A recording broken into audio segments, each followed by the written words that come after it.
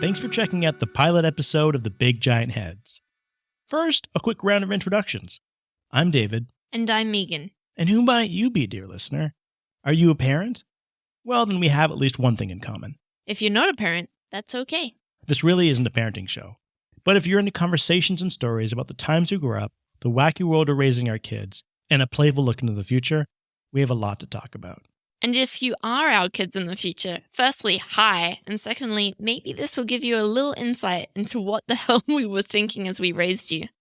That said, there's no time like the present. And considering today's cultural climate, we thought a reality check would be a great way to kick off the show. So today we're going to chat with YouTuber SciManDan about defending reality with hilarious debunking videos. But first we have a story about a kid getting mixed up in a web of conspiracy theories. Take it away.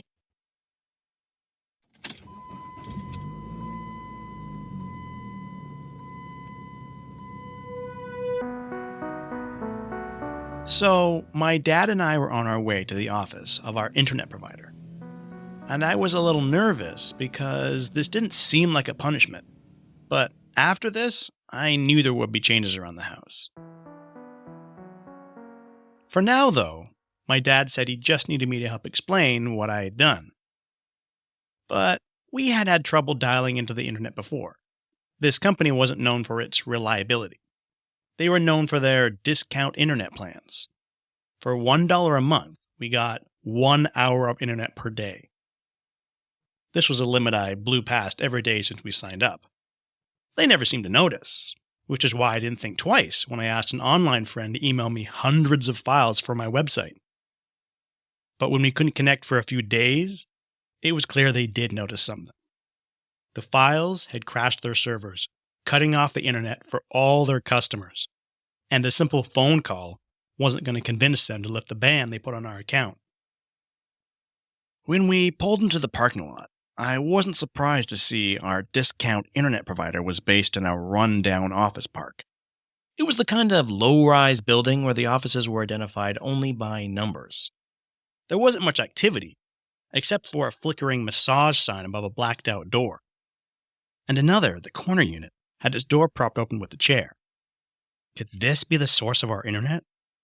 If so, it was no surprise this geeky 12-year-old took down their entire network with an email. To be honest, the whole incident made me feel like a hacker. A little accidental hacker. Not that I had any malicious intent, but before, I was just an internet geek. And now I felt like I had broke the internet. So I couldn't wait to tell my online friends, who were the majority of my friends at the time, most of whom I met while learning about web design or coding. I was making a website about conspiracy theories.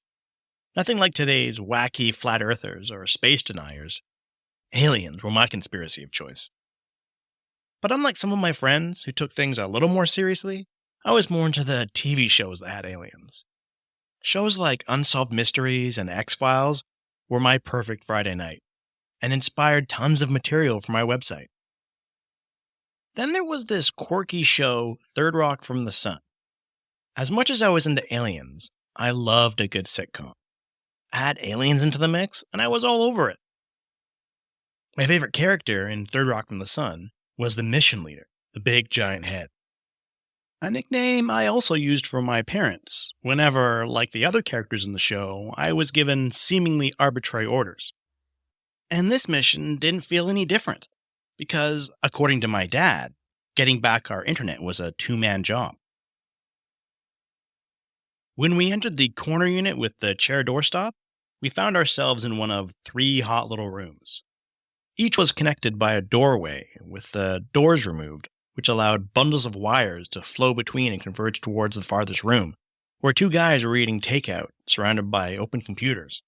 We stepped over piles of empty cardboard boxes and packing peanuts before my dad called out to see if we were in the right place.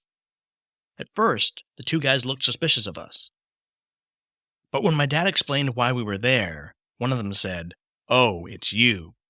After which my dad looked down at me with an expression that implied, "They mean you, but let me handle this." My dad then explained I wasn't trying to cause any trouble, and that I was just trying to figure things out. I wasn't just figuring things out. But I kept my mouth shut, otherwise I knew we wouldn't be getting back our internet, So I apologized, and then my dad asked me to wait in the first room while he spoke to the guys alone. After a few minutes, it looked like they came to an agreement. I saw my dad give them his business card, and he took one of theirs. Then they all joined me in the first room and thanked us for coming. I felt a huge weight lift off my shoulders, and I was already thinking about what I would do when I got home. Back to the important stuff: websites and aliens.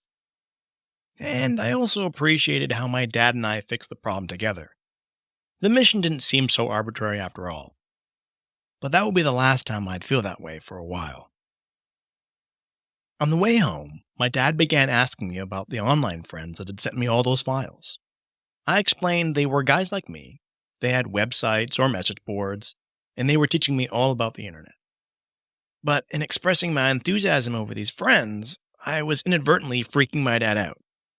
This was probably because the news at the time ran stories about computer addiction or warned of kids getting lured into dangerous situations over the internet. I wouldn't normally remember the news, but I thought it was cool that something I was interested in was getting so much attention. It was kind of like being into a band before getting big. No one cares until one of their songs starts getting played on the radio. Then everyone's got an opinion. And though I was grateful that my dad was one of the early adopters of the internet, I knew mainstream opinion was making him question that decision, because now he was taking a closer look at everything I was doing, online and offline. So for the next few months, my orders were to get on the right track. Apparently, my friend choices had me going in the wrong direction. What direction? A hobby that could become an actual career with friends that could help me get there? No. Instead of encouraging a creative, technical, and cultural interest, my dad thought I could make some real-world friends in karate class. The next Saturday, we rolled up to the town dojo, which looked and smelled more like a veterans hangout than a place for learning sacred ancient knowledge. But I was grateful that at the last minute, my younger sister Sarah decided to join the fun. She was quick and had pointy elbows and knees. She'd make a scrappy sidekick if we ever did need to use the skills we were about to learn. On our first day, my sister and I optimistically joined the group, where an instructor was demonstrating a few basic moves.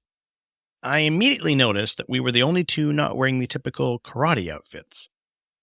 I think I assumed we'd get our gear when we got there, but that wasn't the case, as no one seemed to notice the two pajama ninjas. In fact, besides the instructor, who was basically speaking to everyone, no one spoke to us at all. It didn't matter much. With my sister there, we had enough fun sliding around the floor and cracking jokes about what a ninja might actually wear as pajamas. No one else appreciated our jokes. So, with our general indifference and our outfit consisting of Ninja Turtles t-shirts and unwashed track pants, we basically alienated everyone from day one. Thankfully, I'd been trying to make some new friends on my own. Hoping my dad would lighten up on the extracurricular opportunities, I welcomed an invitation to a Christian youth group. I wasn't a Christian, but I could be my moody self around them, and they didn't mind that I didn't want to do any of the God stuff. So every day, I would hang out at one of the Christians' houses after school. They had a computer and a great internet connection. I could check my email and sci-fi message boards, work on my site, and catch up with my online friends. But then I started to enjoy some of the Christian activities on the weekends. It started with things like Laser Quest and going to the movies. And for a moment, my dad was probably happy to see I was getting on the right track, doing things that you would do with any offline friends. That is until I asked my dad if I could join the Christians on a fundraiser called the World Vision 30-Hour Famine. At the time, I couldn't be sure what shocked him more, that a religious group was asking me to starve myself for 30 hours, or that I'd been hanging out with Christians all this time. Whichever the case, there was no way I could have known this fundraiser for starving kids would activate all the alarm bells in my dad's mind. And now he was on a mission to investigate every single one of them. First, he wanted to know everything about this church I was going to and why they were asking me to starve myself. I told you, it's for starving kids. We starve ourselves to feel what they feel like every day. But why does it have to be in a church? How do you collect the money? How much money goes to the kids? Ask them how much of every dollar goes to each kid. Okay, Dad. I'll ask how much of every dollar goes to the kids. David, this sounds like a cult. Why can't you just do a run or donate food? It's not a cult, it's a church. Can I do it or not? Absolutely not. And when did you become a Christian? I'm not. They don't mind that I don't do the God stuff. Then why is it in a church? Why not a school? It went on and on like this until I got tired of explaining the uniquely symbiotic relationship I had with the Christians. We ended up compromising over the famine. I could go, but I had to eat. My orders were to bring a snack and something for breakfast and lunch the next day. So throughout the night, I would sneak off and nibble on my uncooked Mr. Noodle Cup.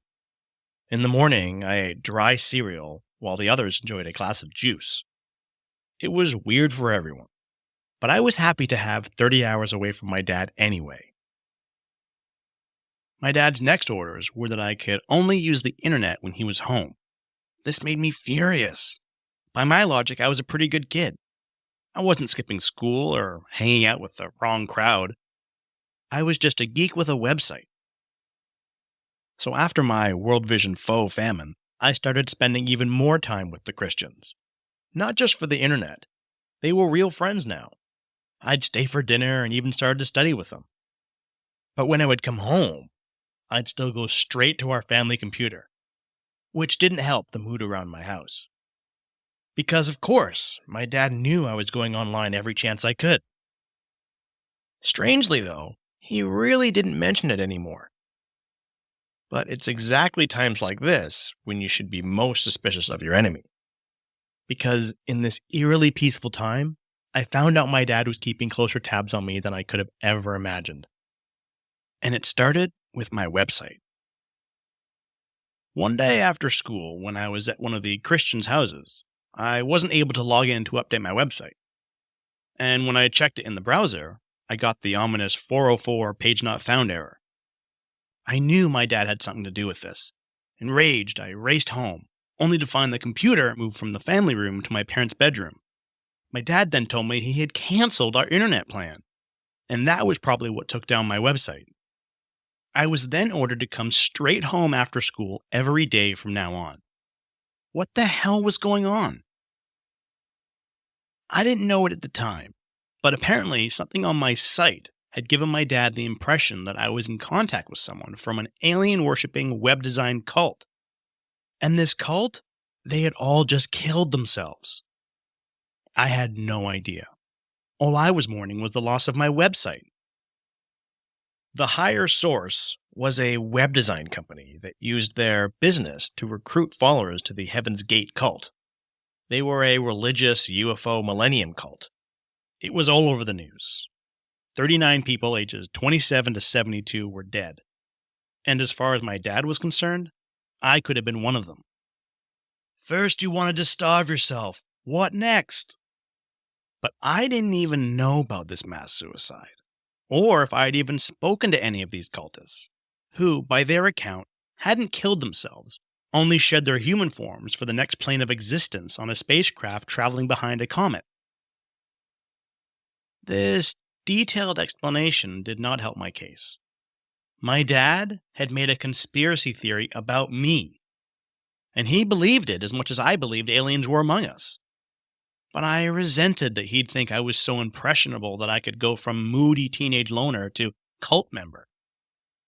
So the day after my dad canceled the internet, I went back to my Christian friend's house to email my online friends to let them know the situation. That in my eyes, I was being controlled by the giant assholes that were my parents. But this by no means would stop me from getting my sight back.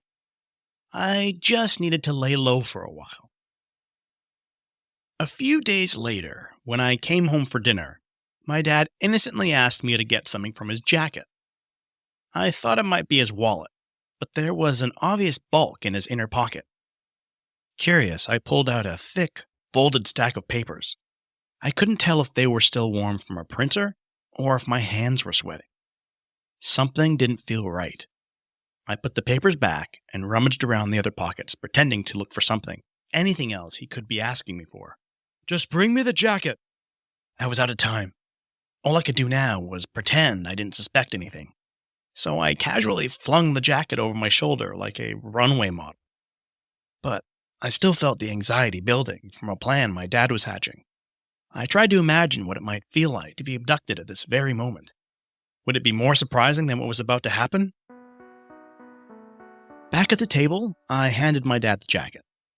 I sat back down and again tried to look as though I didn't suspect anything by aimlessly twirling spaghetti around my plate.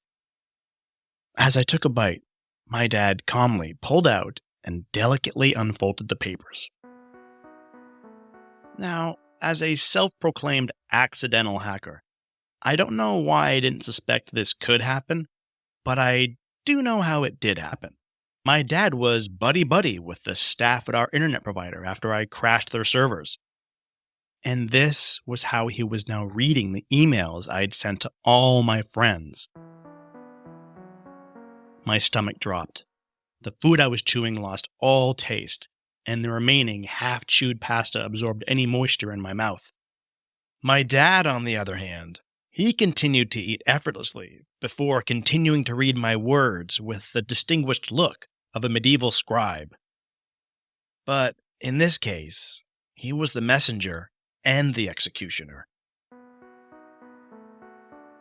I choked down the last bite of festering food in my mouth, just as my dad began reading the most treacherous email. It began, "Fuck the big giant heads."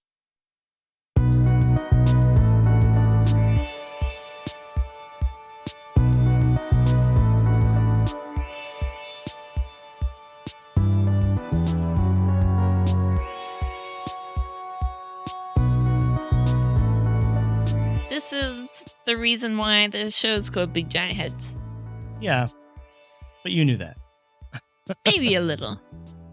But I think with that cliffhanger, I was hoping we might get to hear a little bit more about little David. Yeah, maybe one day little Megan too. I have a few questions, actually. I wouldn't mind checking in with you, because especially around privacy rights, like back in the early days of the internet, there was just no concept of this, and anything went. No, definitely not. That like your dad gained access to your emails, which is pretty crazy. Did it then change your behavior in some way?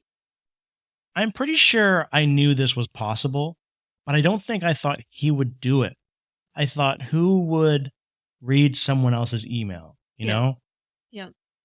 It feels like very tantamount to parents reading kids' diaries, like when they're a bit worried about them, or if they're just maybe moody teenagers and, I don't know, find the hidden journal.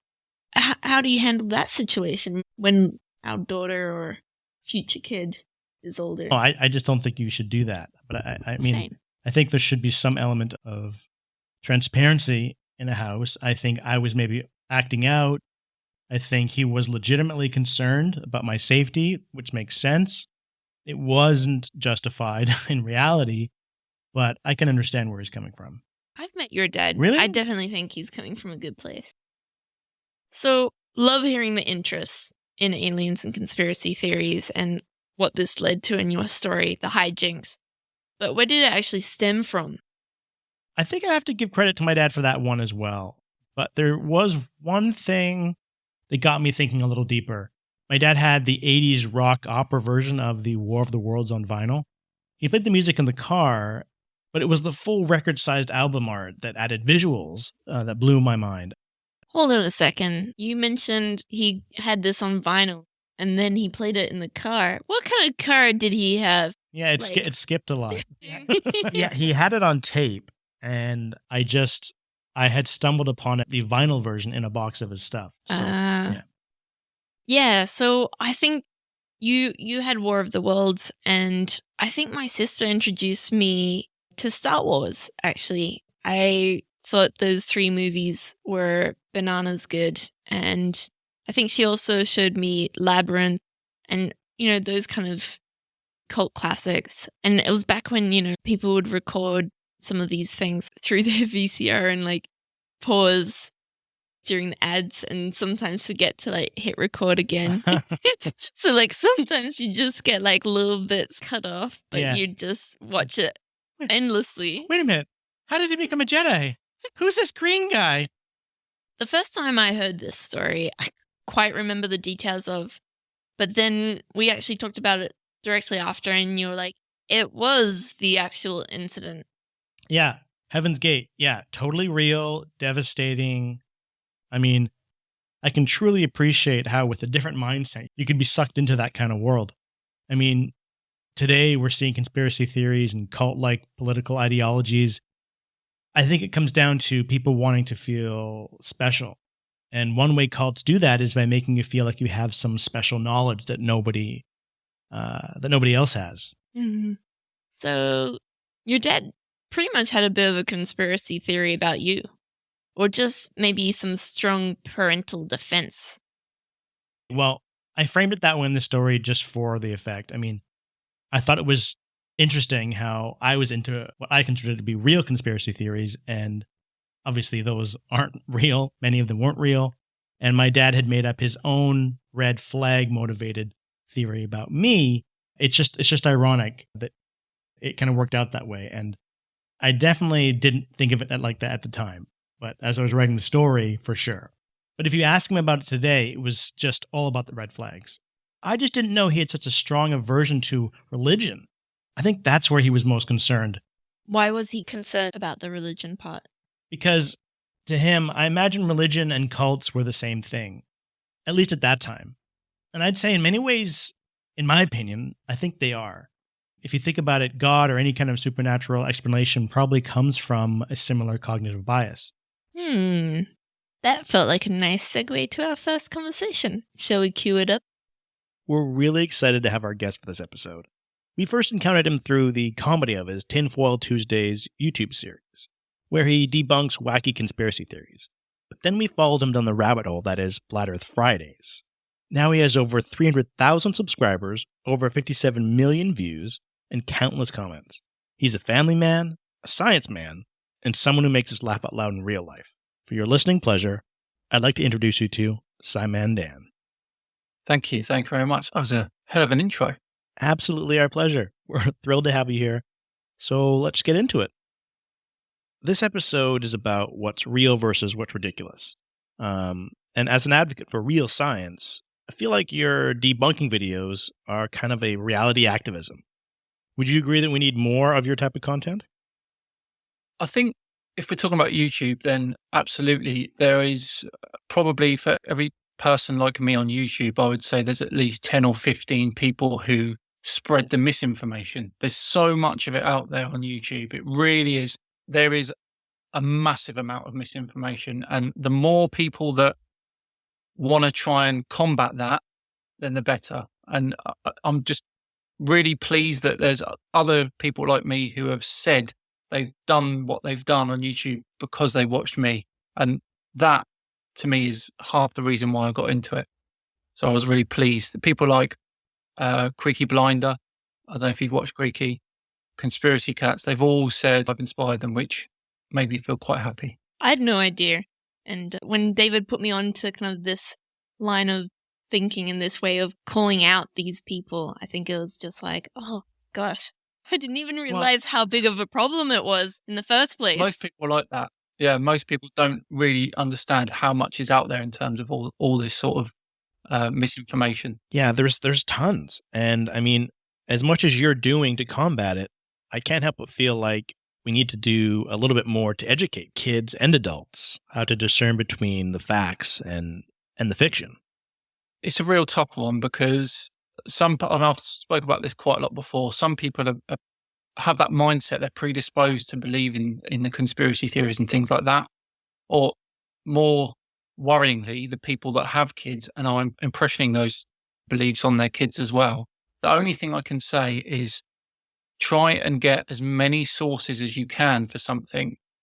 And you'll find more often than not that if enough scientific research has been done, then the most that corroborate are usually the truth. And especially if you get something that's peer reviewed. I mean, if you're going to look at something that is peer reviewed, because then it's gone through the mill in terms of science and other people in this community. If someone has published something and it's peer reviewed, you know it's been properly tested. So it sounds bad saying do your research because that's what the flat earthers say all the time. But if you're not going to be taking people like me seriously on YouTube and you want to do your own looking into it, then try and get as many sources as possible. And the ones that corroborate the most will usually be true. But then the problem is, if videos are your primary source of information and an algorithm keeps you in an echo chamber, you will find a lot of corroborating nonsensical sources. Yeah, absolutely. Absolutely. People do have their preferred mediums and even their preferred websites. And that so much kind of is held in the power of maybe just one website like YouTube or something similar like Reddit. And you get a little bit worried of where that can take people if it's just one news source. So I like that point of you go do your research, but not just within the one medium or the one website. Yeah, absolutely. Yeah. Yeah. And Reddit's a minefield as well. Do you ever get like a little worried about your kids maybe falling for something that's misinformation or? I'd like to think no, simply because they know how much of a hard time I'd give them if they ever came up to me and said something. So I don't think so. I think also as well, because of culturally over here where I live on the south coast of England, it's quite rare to find people who are in that way inclined. It just seems to be, I don't know if you've noticed with flat earthers, they all seem to be up in the north of England. There seems to be hardly any down the south. It's very weird, but yeah, I think culturally it's very rare you get that sort of people around here. So what made you decide to focus your efforts on the debunking videos? Well, actually, the first ever video I did was a video that was responding to D-Marble about gravity. That was the first, and flat earth wasn't really in my head then. It just happened to be a flat earther and I was going against the anti-science. And then the next one I did was something else, but I think it was gravity again, but it was also another flat earther. And I thought, hang on, there's a lot of flat earthers here. And I looked more into it and more into it. And every single week just seemed to be flat earther, flat earther, flat earther, flat earther. And it just so happened that it was, my release day was a Friday. So it kind of got this nickname of Flat Earth Friday. So this came first, Flat Earth Friday came first. And then after about 6 months, I remember adding another day, and it was the Tuesday. And I asked everyone watching, have you got a good idea for what we could call it? And Tinfoil Tuesday came up loads. So I just picked that one because people seem to like it. So, and then that's ever since it's been those two. Okay, so now let's put on our tinfoil hats for a moment. Neil deGrasse Tyson was on the Joe Rogan Experience a few months ago. And in empathizing with the flat earthers, he posed a question. Should someone automatically know the world isn't flat when I tell them in the next breath that the universe was once as small as a marble? Both of those sound equally preposterous. So that's what he said. And while conspiracy theories' alternative explanations seem just as preposterous to us, is there any common ground you can imagine between them and us? A bit, but I think the difference between the two concepts you're saying here is normally, so if we take that example of the flat earth and the Big Bang, when we're talking about Big Bang, we have established evidence, but we're not saying that is 100% what happened. We're saying this is what the evidence is pointing towards has happened, but we can't be 100% sure. And this is our evidence, X, Y, Z. It all shows an expansion of the universe. Whereas the flat earthers will say it's 100% flat. There's no other option. This proves it, even though it doesn't. And this proves it, even though it doesn't. And they're just so much more unscientific about it. Yeah. Whereas the scientific community will say, especially about something like the Big Bang, we're not 100% sure, but this is our evidence. If you want to try and prove this evidence wrong, go ahead. We'd be delighted if you could find out the real thing that happened or whatever. If you can't, we'll stick with what we got.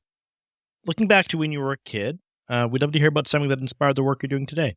When I was a kid, fairly young, the space shuttles were rampant in terms of the activities they were doing. I was always keen to try and watch a space shuttle launch. It wasn't on TV much in the late 80s and early 90s, but I used to research all about the space shuttle and I used to draw it and stuff. I was obsessed. So that was the kind of the starting point for me in the journey of space science. Nice. Was there a particular launch? When I was that young, I didn't really know the difference. But I didn't even know there was 4 or 5 of them. I just I just knew it was the space shuttle, and, Yeah. and I loved it because of how it looked and how it took off and all of that. Okay, so now is there something that you've learned recently? But I've always been into like maps and countries and geography and things like that. And I've recently been playing a little game where I have to name all the countries in the world, Mm. the 197 countries in the world, and I'm down to typing them out in this game in 6 minutes 58 seconds. 197 countries. 197 countries. Wait, so you've got them memorized, and now you're working on the speed. Yeah. So 6 minutes 58 is my record. And do you go alphabetically? Like- No, I go continent. Do you have Be- like little limericks or things to Not limericks, you? but I have no time for that. No time for that. You bash through it. Amazing. Okay, so then finally, last question. Looking to the future, what is one thing you hope to see in your lifetime? If I don't say man on Mars, then I'll be silly. It has to be that. It has to be. I don't think I have it in my lifetime, or probably won't. Yeah, it's my favorite planet out of all of them, and it would be a phenomenal feat for us to be able to do that. So yeah, that was one thing I'd definitely like to see. I mean, we're not that old. And I remember reading something 20 years ago. If you're this age, you'll live to this age. And I think I remember ours being like, if you're that age, we'll live to 120. I'm not sure I want to live to 120. But Yeah. My bladder certainly doesn't want me to get to that. No. age. Dan, thanks so much for being on the show. We've loved picking your brain and look forward to seeing more of your stuff. Yeah, thanks so much. Thank you. Thank you very much. So that was fun. Our first interview. Yeah, really cool. Yeah, great guy. I really appreciate it. Thanks, SciManDan. So let's wrap it up. What did you learn today, Megan? I think as a kid, you're always trying to find a sense of belonging, and this can really make you susceptible to misinformation and, in the worst case scenario, cults. And society, I think, has come a long way, but there's still quite a lot to do. I think we're in a time when we're seeing a mass wave of many countries' populations also falling victim to anti-science, misinformation, fake news. So, there was a time when it was like, how do you get the right information? Well, check your sources, check different sources. But people don't want to do that. They feel like an opinion is fact. And if nobody has to connect on what facts are, if we can all just have opinions and call them facts, what's the reason to talk to each other? Why would anyone have any consensus? It seems quite insidious. Yeah. So what did you feel you learned today? I can't help but shake the feeling that it seems so easy to spread nonsense and screw shit up. Truth and facts, they require so much effort, like peer reviews in the world of science, journalism, fact-checking. Nonsense is easy, and it's just as easy to polish it into something that looks like reality. How about you, dear listener? We'd love to hear your thoughts on these topics or any feedback on the episode. Big Giant Heads is written, produced, and hosted by me, David Fasulo, Megan Orr, my invaluable co-host and sounding board and mother to our baby. Intro and all music in this episode was composed by the always talented Matt Fasulo. If you're looking for a composer or a music producer of any kind, check out his work at mattfasulo.com. If you enjoyed the show, check us out on Patreon or consider following us on Twitter or Instagram. Search for Big Giant Heads on both platforms. Or grab the links through the website. Visit biggiantheadspodcast.com for all questions, comments, or inquiries. Thanks for listening.